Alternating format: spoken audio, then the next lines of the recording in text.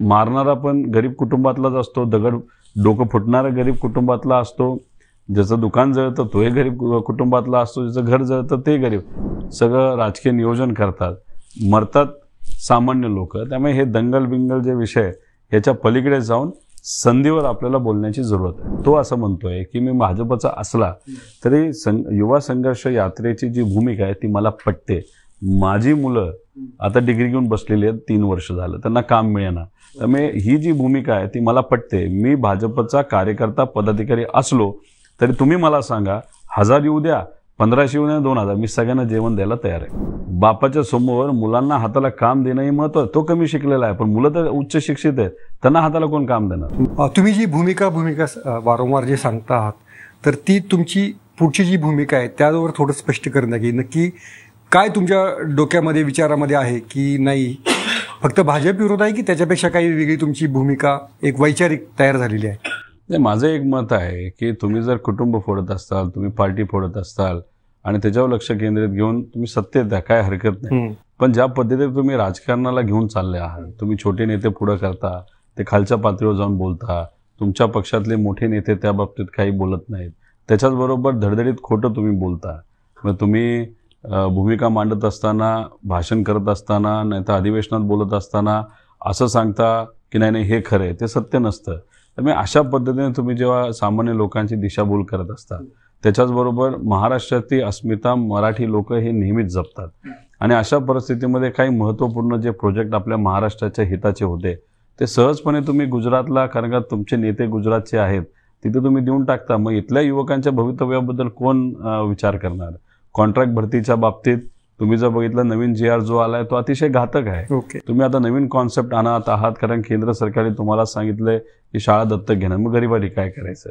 मग हे जे सगळी जी भूमिका त्यांची सातत्याने असते ती कुठेतरी योग्य वाटत नाही. आणि राजकारणामध्ये आज इलेक्शन करताना जो काही अर्थकारणाचा वापर वाढलेला आहे त्याच्या मागे भाजपच आहे, याचा अंदाज आपल्या सर्वांना आहेच. तसंच ज्या पद्धतीने कर्नाटकाचं इलेक्शन झालं, त्याच्यामध्ये जातीमध्ये, धर्मामध्ये वाद करण्याचा प्रयत्न हा भाजपकडनं झाला, हे उघड आहे. तसंच महाराष्ट्रामध्ये सुद्धा होत आहे. कधी कोल्हापूरमध्ये दंगल झाली नाही, ती यंदा झाली. ती बाहेरची लोक कुणी आणली, कशी आणली, पोलिसांनी का लगेच कारवाई नाही केली, ह्या सगळ्या गोष्टी आपल्याला माहिती असताना ती भूमिका आम्हाला योग्य वाटत नाही. म्हणून त्याच्याबरोबर जाणं हे आम्हाला पसंत नाही. मी ज्या वैचारिक भूमिकेत बोलतो, जो भाजपचा एक विचाराचा एक ढाचा आहे, त्याच्या विरोधात तुमची वैचारिक भूमिका काय आहे? त्याला तुम्ही काय ऑप्शन शोधलेला आहे? तुम्ही जर बघितलं तर प्रतिगामी विचारसरणी आहे. बरं, मला असं वाटतं की पुरोगामी विचारसरणी जास्त महत्त्वाची. मी खूप डिटेलमध्ये जाणार नाही, पण सोप्या भाषेत बोलायचं झालं तर पुरोगामी म्हणजे प्रोग्रेसिव्ह. बरं, म्हणजे हाताला काम मिळालं पाहिजे, पण ते काम देत असताना कुठलाही भेदभाव नाही झाला पाहिजे.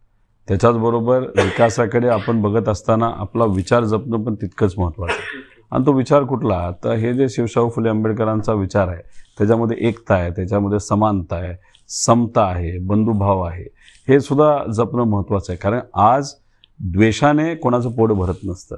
आज शिक्षण द्यावं लागेल, हाताला काम द्यावं लागेल. एखादी आई, एखादा वडील कमी शिकला असला तरी मुलामुलींना ते जास्त शिकवतात, ग्रॅज्युएट, डबल ग्रॅज्युएट करतात. पण मग हाताला काम द्यायची वेळ येते तेव्हा काय पर्याय नसतो. त्यामुळे याच्यावर जास्त बोलणं महत्त्वाचं आहे, मुद्द्यावर बोलणं महत्त्वाचं आहे.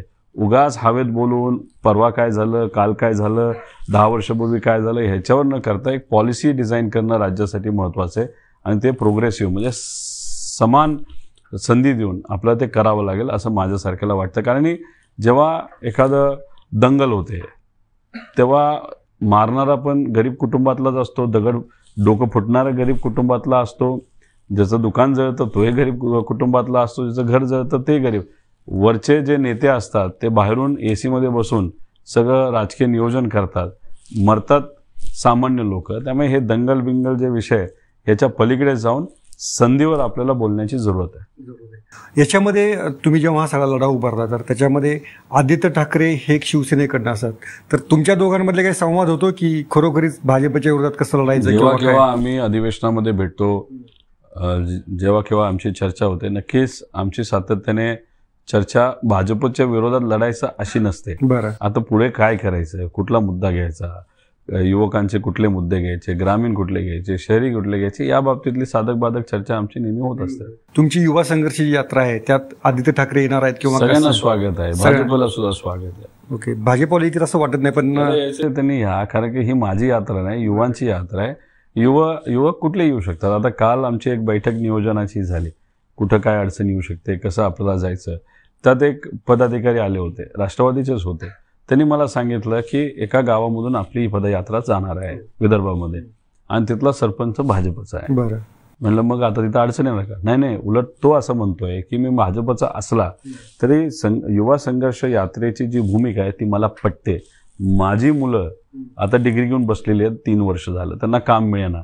त्यामुळे ही जी भूमिका आहे ती मला पटते. मी भाजपचा कार्यकर्ता पदाधिकारी असलो तरी तुम्ही मला सांगा, 1000 येऊ द्या, 1500 येऊ द्या, 2000, मी सगळ्यांना जेवण द्यायला तयार आहे. भाजपच्या पदाधिकाऱ्यांनीच तुम्हाला माणूस आहे ना शेवटी, बाप आहे ना शेवटी.